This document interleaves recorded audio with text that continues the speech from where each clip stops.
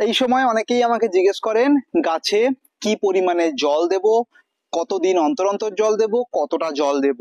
খুব সহজভাবে আপনাদেরকে আমি বুঝিয়ে দিই। মাটিতে আঙুল দিয়ে দেখবেন, যদি ভেজা ভেজা মনে হয় তাহলে জল দেবেন না। যদি আঙুল দিয়ে বা আঙুলের এতটা পর্যন্ত ঢোকানোর পরে যদি আপনারা জল না পান তাহলে কিন্তু জল দিতে হবে।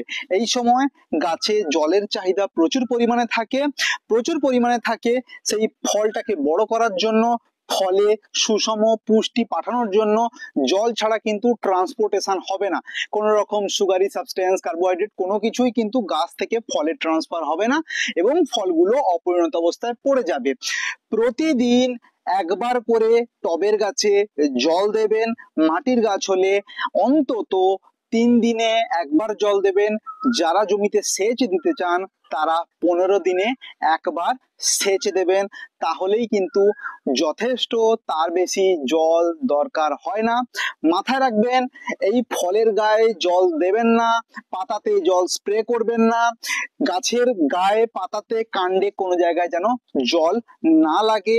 জল দেবেন মাটিতে, এমন ভাবে নয় পাইপে জোর করে জল দিচ্ছেন, সেখান থেকে মাটি ছিটকে ফলের গায়ে লাগছে, টবের গাছের কথা বলছি, বা মাটির গাছে এমন ভাবে জল দিচ্ছেন সেই মাটির কাদা ছিটকে সমস্ত গাছের কাণ্ডে লাগছে, তাহলে কিন্তু ছত্রাকের আক্রমণ হবে পাতাতে, কাণ্ডে, ফলে।